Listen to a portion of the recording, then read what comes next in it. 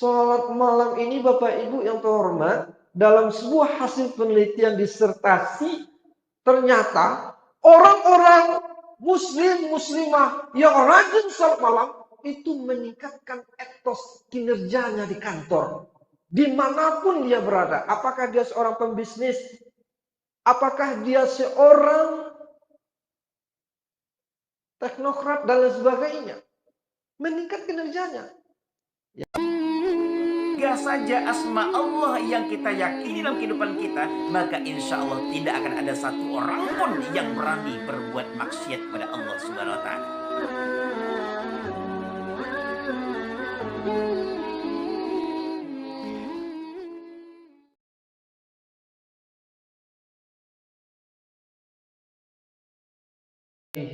Ajma'in.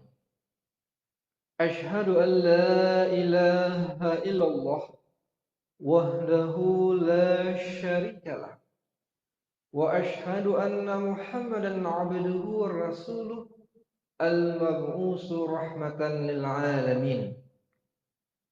Rabbi shrah li sadri wa yassir li amri wahlul 'uqdatan min lisani yafqahu qawli.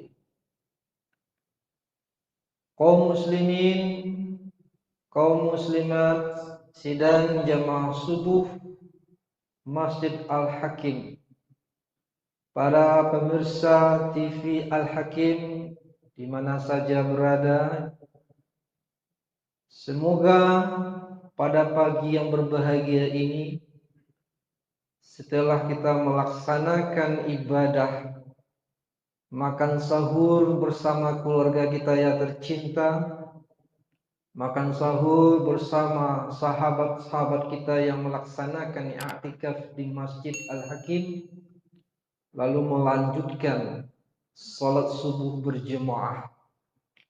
Para malaikat Allah turun ke planet bumi ini memberikan rahmat, dan insya Allah kita berdoa semua turun malam Lailatul Qadar ketika kita dalam keadaan beribadah kepada Allah Subhanahu wa taala, sehingga kita mendapatkan apa yang dikatakan di dalam Al-Qur'an Alful Lail, di mana ketika orang beribadah waktu itu sama dia beribadah selama 1000 tahun. Kalau kita konversikan 1000 bulan, maksudnya kalau kita konversikan kepada tahun, lebih kurang 80 tahun. Mudah-mudahan jamaah Masjid Al-Hakim dan para pemirsa TV Hakim di rumah dimanapun berada mendapatkan malam Lailatul Qadar di tahun 1441 Hijriah ini atau 2021 Masehi ini. Amin ya rabbal alamin.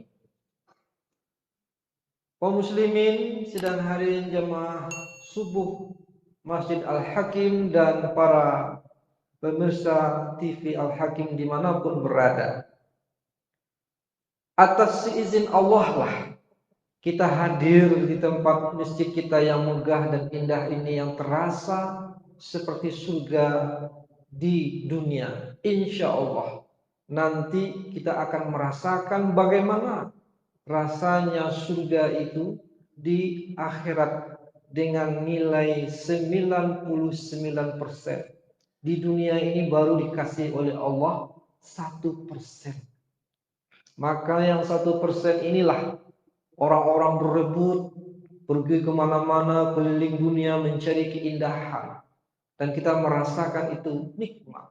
Apalagi nanti kelak di surganya Allah, kita bersama-sama berjamaah hadir kembali, beribadah kembali, ya bersenang-senang kembali sesuai dengan janji Allah di dalam Al-Quran. Salawat dan salam kepada Nabi Muhammad Sallallahu Alaihi Wasallam. Kalau kita melihat, memang sangat luar biasa. Nabi kita itu yang umurnya hanya 63 tahun, ketika dibandingkan dengan umur umat-umat zaman terdahulu, zaman Nabi-Nabi Nuh, Nabi Idris, Nabi Sulaiman, bahkan semasa Nabi Adam panjang umurnya. Ada yang 800 tahun, ada yang 1000 tahun, bahkan ada yang 1500 tahun melalui riwayat. Artinya apa? Mereka lama hidup di dunia. Ya. Dan mereka tidak mendapatkan fasilitas seperti kita umat Nabi Muhammad, yaitu malam Lailatul Qadar. Hebatnya Allah, hebatnya umat Nabi Muhammad ketika mau masuk surga berada di dalam posisi saf utama. Sehingga para umat-umat terdahulu ingin masuk kepada saf umat Nabi Muhammad SAW. Pendek hidupnya di dunia, singkat hidupnya di dunia, cepat menjelang ke surga. Ditambah lagi bonus-bonus seperti sekiranya bapak, ibu yang berada di masjid yang indah ini umurnya 60 tahun. Dalam 60 tahun itu mendapatkan 10 kali malam Lailatul Qadar. Itu kalau kita hitung tambahan umurnya 10 kali 80 tahun. Berapakah umur ibu bertambah, bapak bertambah? Sekitar 800 tahun. Tidak kalah dengan umur umat-umat zaman dahulu. Cepat dan mudah dapat akses yang sangat luar biasa. Kalau istilah sekarang VIP. Sehingga umat yang paling banyak itu adalah umat Nabi Muhammad Sallallahu Alaihi Wasallam. Pada subuh yang berbahagia ini, terkait dengan mukadimah prolog yang kita sampaikan itu, para pemirsa TV Al-Hakim Islamic Center yang kita cintai di mana saja berada, dalam rangka mencintai Rasulullah SAW itu, kita akan mengupas di pagi yang berbahagia ini, di waktu yang amat terbatas ini, ternyata Nabi Muhammad SAW itu apa resep sehingga beliau bahagia. Beliau tidak pernah sakit perut, paling-paling sakit demam-demam saja karena berperang, karena lelah berjalan, dan itu manusiawi. Kaum muslimin sedang hadirin jemaah Al-Hakim dan pemirsa TV Al-Hakim dimanapun berada. Nabi Muhammad SAW ini di dalam Al-Quran itu bukan Nabi hanya untuk umat Islam saja. Begitu juga Al-Quran itu. Al-Quran itu bukan untuk umat Islam saja, tetapi untuk seluruh manusia alam semesta ini. Apa buktinya? Banyak ayat-ayat Al-Quran itu redaksi awalnya diawali dengan ya ayyuhan nas, manusia. Di samping redaksi ya ayyuhallazina amanu. Begitu juga hadis Nabi. Hadis Nabi itu banyak awal redaksinya ya ayyuhan nas dengan ya. Dalam ilmu lughatun Arabiyah, ya nida, menyeru manusia, tidak hanya orang beriman saja. Mari kita lihat apa resep Nabi Muhammad dalam meraih kebahagiaan di dunia yang untuk ke semua orang. Semua orang, apakah itu agamanya muslim atau non-muslim, kalau mengamalkan resep ini, insya Allah dia akan bahagia. Pertama, apa kata Nabi? Ya ayuhan nas, abbas salam. Tebarkan salam. Salam, kalau orang mukmin, mukminah bertemu dimanapun, assalamualaikum. Salam itu adalah merupakan ucapan yang paling baik dan bagus dan menyenangkan. Yang maknanya adalah memberi keselamatan, kedamaian, ketenangan. Maka ketika orang yang selalu mengucapkan salam itu disenangi oleh teman-temannya. Para pemirsa TV Hakim, Al-Hakim dimanapun berada. Di dalam dunia bisnis, kita mempelajari ilmu marketing. Seseorang yang ingin menjual sesuatu barang, itu yang pertama, teguran yang pertama, performance itu yang menentukan apakah seseorang tertarik dengan dagangannya, barang yang diperjualbelikan, atau jasa yang diberikan. Kalau kita melihat kenapa ketika kita pergi ke bank, itu semuanya luar biasa. Ya, pelayanannya. Dan orang tidak bosan-bosannya ke sana. Kaum muslimin sudah berbahagia. Di dalam ilmu marketing yang kita pelajari dalam teori-teori ilmu menjual dan sebagainya yang disampaikan oleh para ahli-ahli barat, ternyata itu sudah ada di dalam hadis Nabi Sallallahu. Mudah, gampang. Senyum saja itu mendapatkan pahala. Itu rahasia pertama Nabi Muhammad SAW. Ini yang kita tebarkan kepada anak-anak kita, kepada anak muda. Semuanya diawali dengan kalimat Assalamualaikum, memberi selamat. Lalu kemudian teman juga membalas. Lalu balas-membalas itu timbullah sinergitas, energi. Assalamualaikum warahmatullahi, Assalamualaikum warahmatullahi. Teman kanan kiri saling mendoakan, saling menyenangkan dan mendapatkan pahala. Malaikat senang. Yang kedua, it'am ta'am, memberi makan. Kalau bahasa sederhana kita, Nabi Muhammad SAW itu suka memberi makan, mentraktir. Kaum muslimin sedang berbahagia.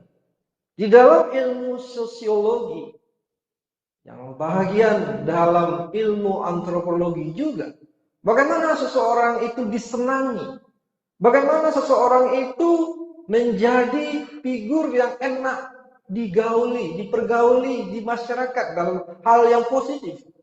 Ketika seseorang itu sering memberi makan kepada temannya, dalam bahasa gaulnya mentraktir, kemudian memberi makan terutama kepada orang-orang yang fakir dan miskin.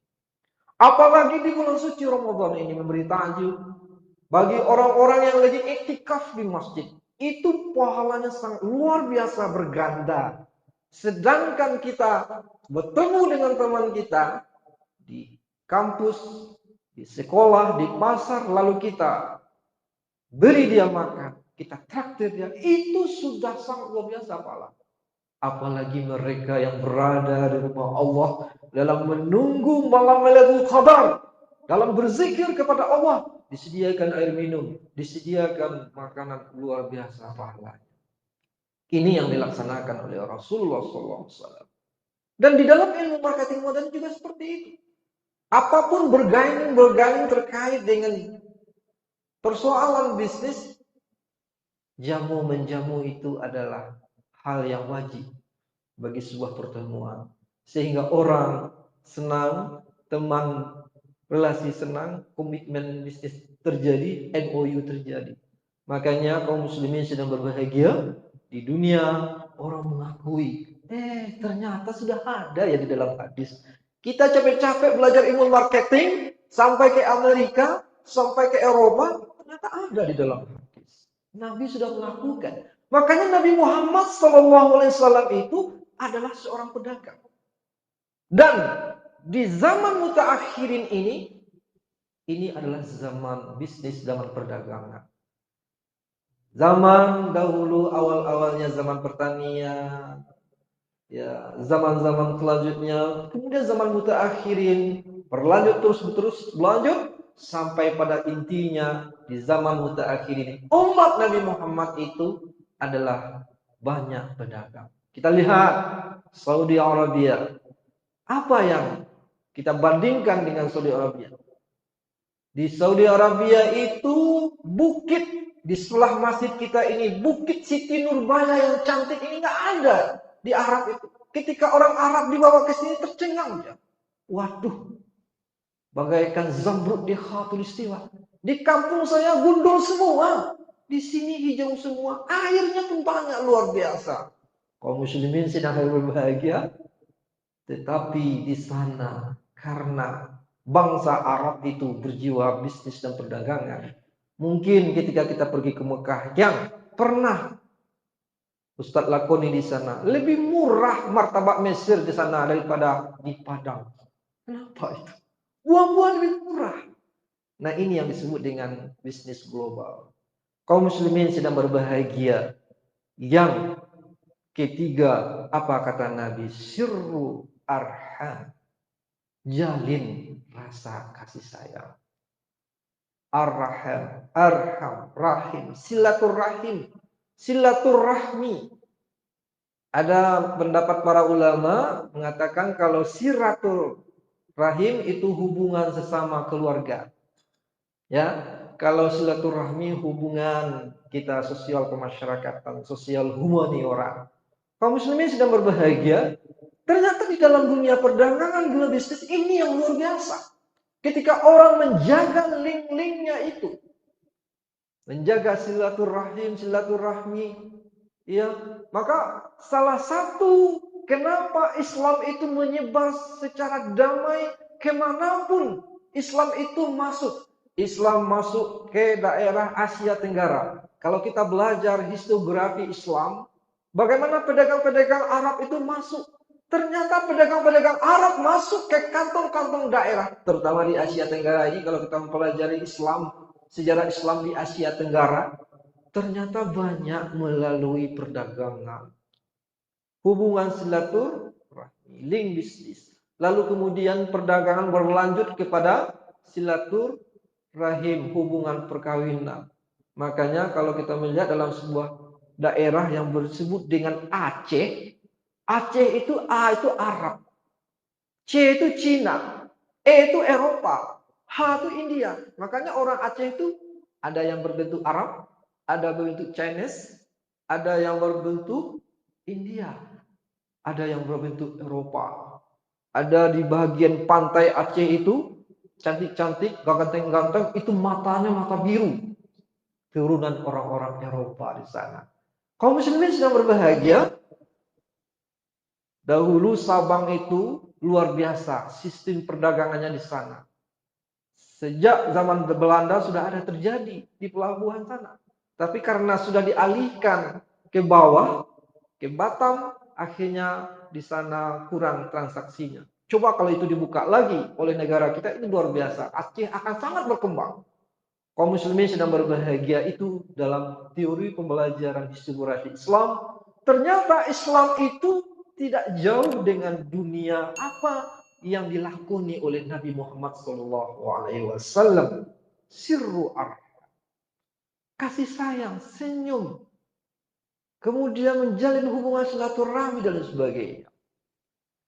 Pemirsa TV Masjid Al-Hakim Islamic Center yang kita cintai dimanapun berada, pada jamaah Masjid Al-Hakim Subuh Mubarakah pada pagi hari yang berbahagia ini.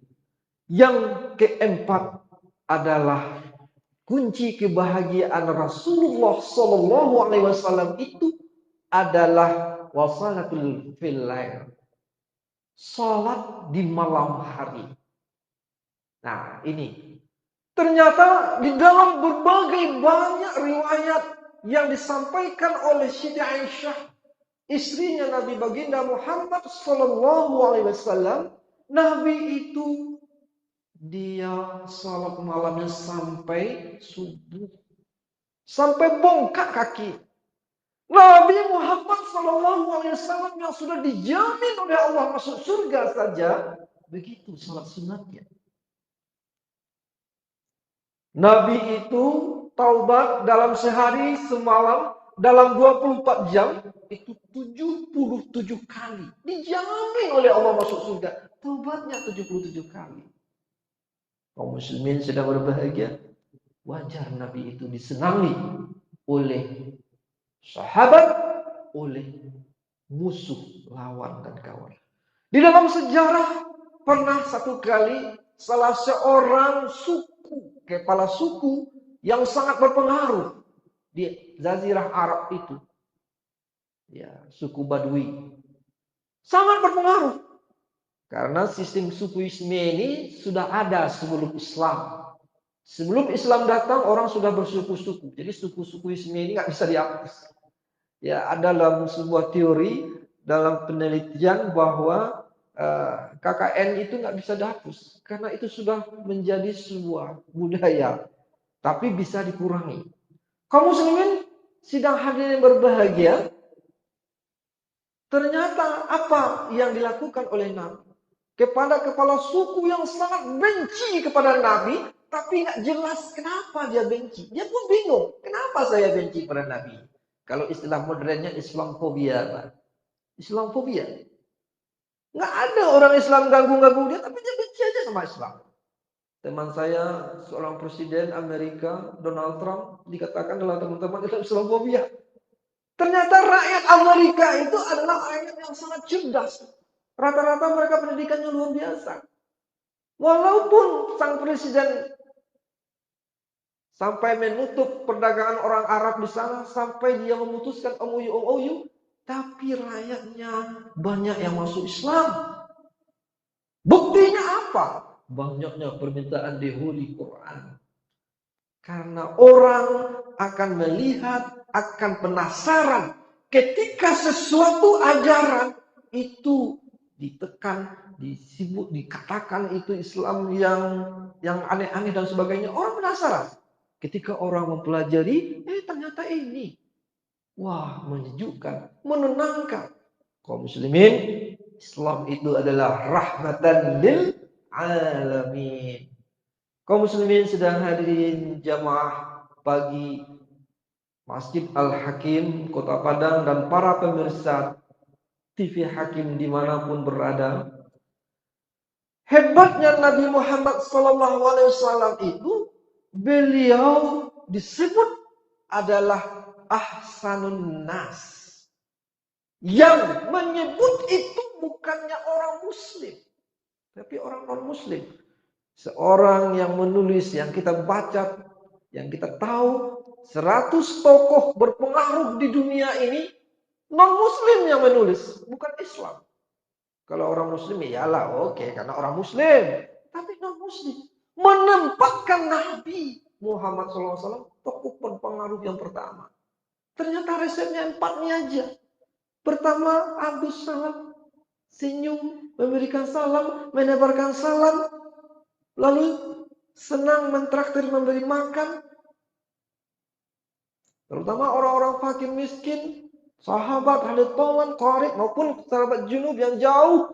Lalu kemudian sirru arham, menjalin hubungan silaturahmi. Ini sangat luar biasa yang dilakukan oleh Nabi.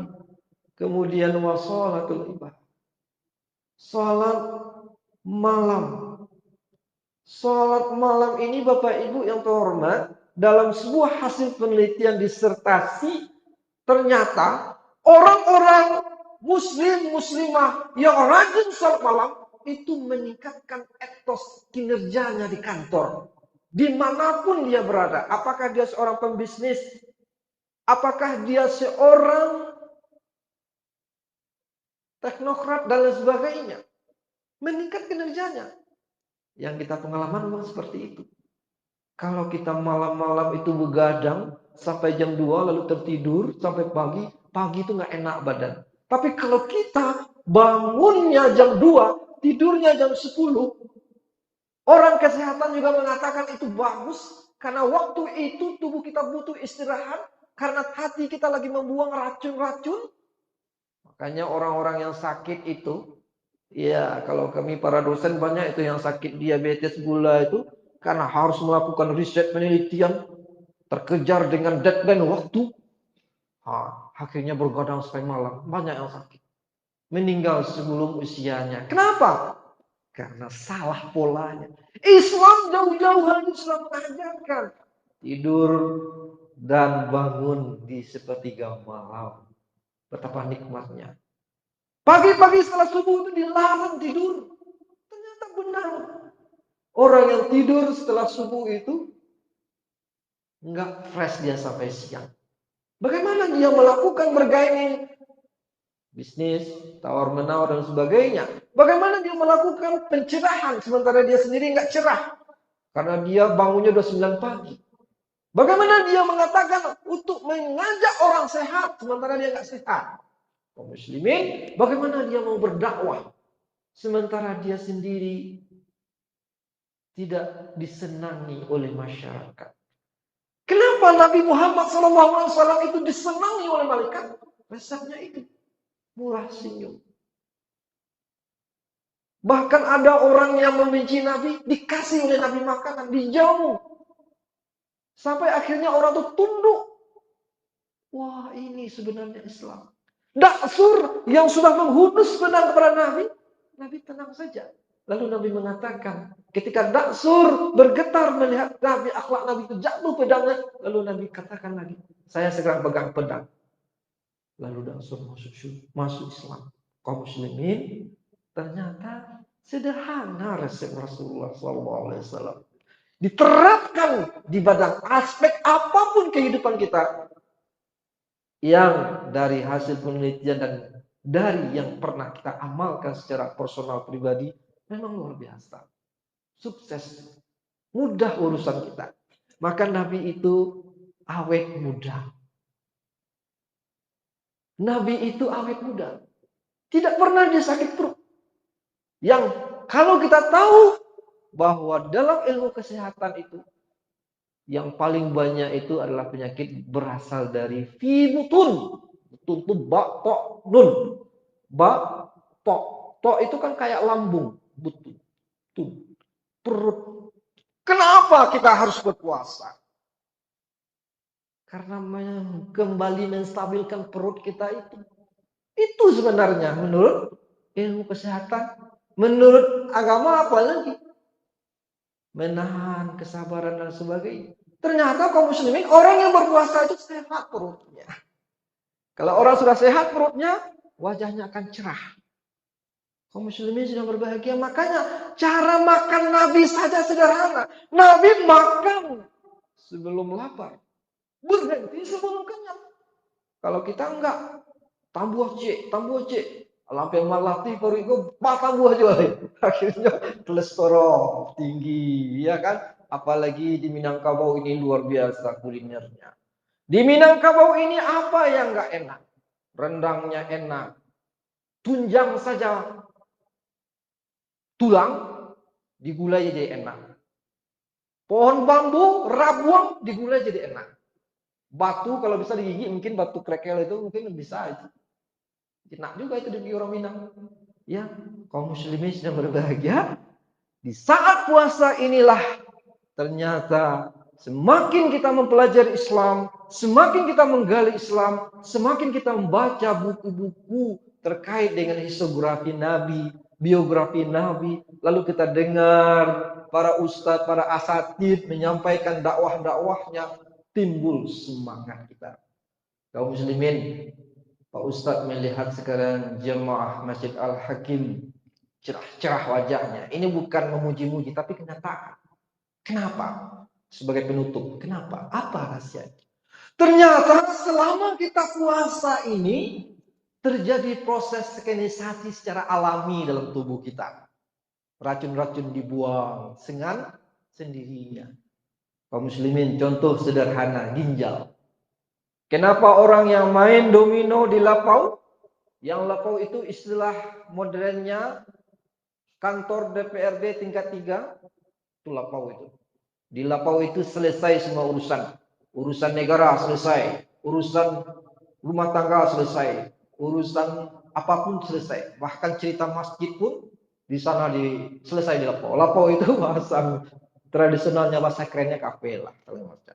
Atau kedai-kedai kopi. Karena kedai-kedai kopi kan banyak sekarang. Kaum muslimin sedang berbahagia. Ternyata rata-rata mereka sangat sakit pinggang. Kenapa? Diminum kopi tidak ada pergerakan. Air putih kurang. Di bulan suci Ramadan ini kita keringkan ginjal itu dari makan sahur sampai berbuka nanti. Cobalah ketika kita pas awal buang air kecil nanti warnanya akan agak bening. Coba sore-sore nanti warnanya kuning. Kuning itu adalah residu yang terakhir keluar. Ibarat gelas kita membersihkannya dibuang.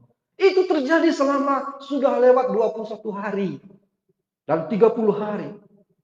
Para peneliti mengatakan ketika seseorang kena narkotika, para kiai caranya adalah pembersihan racun-racun itu selama 30 hari. Disuruh para orang-orang yang kena narkoba itu mengkonsumsi air mineral sebanyak-banyaknya. Lalu sholat sebanyak-banyaknya. Dijamin oleh Pak Kiai, pesantren narkoba di Jawa itu bebas. Bisa dia direhab katanya. Kaum muslimin ternyata benar. Bahwa hadis Nabi mengatakan, kalau seseorang mengkonsumsi makanan haram, tidak diterima amal ibadahnya selama 30 hari atau 29 hari. Kaum muslimin, ternyata racun-racun itu ada bersemayam dalam tubuh. Kalau kita makan yang bagus, kita sholat malam terus, kita olahraga, kita lalu kemudian bergembira, menguatkan imunitas kita. Itu yang diajarkan oleh para ahli-ahli prokes kesehatan menangkal COVID-19. Salah satunya adalah meningkatkan imunitas. Berjamaah ini meningkatkan imunitas. Karena teori dalam sosiologi yang dikatakan oleh Emil Durkheim mengatakan bahwa seseorang yang berkelompok dia saling menguatkan, bersinergi. Tetapi kalau seseorang yang secara sendiri-sendiri saja, personal pribadi, kecenderungannya akan mengakhiri hidupnya dengan tragis alias bunuh diri. Itu para sosiolog, terutama Durkheim dari Jerman mengatakan hal demikian. Jauh hari sudah mengatakan begitu. Kaum muslimin, cobalah lihat orang-orang yang sendiri-sendiri itu ternyata banyak kasus orang yang menjadi itu pada intinya dia kesepian. Tetapi orang yang berjemaah, orang yang berinteraksi sosial, orang yang bersilaturahmi, orang yang selalu salat malam, orang yang menebar salam, orang yang selalu mentraktir ta'am pada temannya, lalu itulah orang yang disenangi. Ini sebenarnya kunci Nabi, sederhana saja. Kenapa enggak kita lakukan?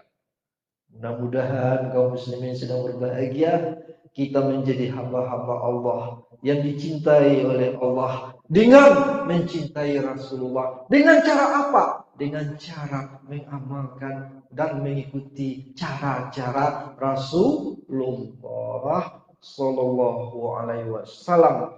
Dapat kita simpulkan dengan cepat bahwa resep sederhana bahagia Rasulullah SAW itu pertama, menebarkan salam. Yang kedua, selalu memberi makan kepada handai tolan, terutama fakir miskin dan teman-teman. Dan yang ketiga, menjalin silaturahim, interaksi sosial, menjalin link-link. Lalu yang terakhir, wassalatu fil lail, salat pada malam. Ini yang dilakukan oleh Nabi, sehingga Nabi itu disenangi, dicintai. Bahkan orang non-muslim pun menyenangi Nabi. Bahkan dalam hasil penelitian, orang-orang non-muslim mengamalkan ini, sukses dia hidup di dunia. Apalagi orang Islam. Fa'tabiru ya ulil absar la'allakum turhamun. Assalamualaikum warahmatullahi wabarakatuh.